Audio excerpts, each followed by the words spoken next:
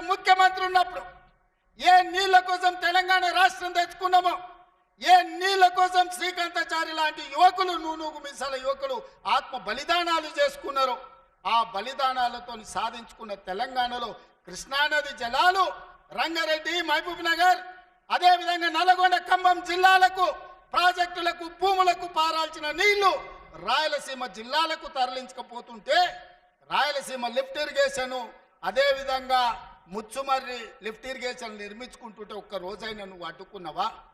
వీరతిలకం దిద్ది జగన్మోహన్ రెడ్డికి పంచపక్ష ప్రమాణాలు పెట్టింది నువ్వు కాదా?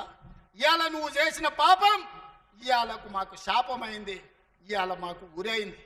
ఇవాళ తొందరలోనే రాయలసీమ లిఫ్ట్ ఇరిగేషన్ పూర్తి అయితే రోజుకు 10 టీఎంసీలు, రోజుకు 10 టీఎంసీలు అంటే ఒక్క నెల రోజులు మన కళ్ళు మూసుకుంటే 300 టీఎంసీలు శ్రీశైలం మొత్తం తరలించకపోవడానికి, మలుపుకపోవడానికి ఇవాళ పునాదులు వేస్తే ఆంధ్రప్రదేశ్ ప్రభుత్వం వీర తిలకం దిద్ది కాంట్రాక్టర్ దగ్గర కమిషన్ల కోసం కక్కుర్తపడ్డది నువ్వు కాదా చంద్రశేఖరరావు?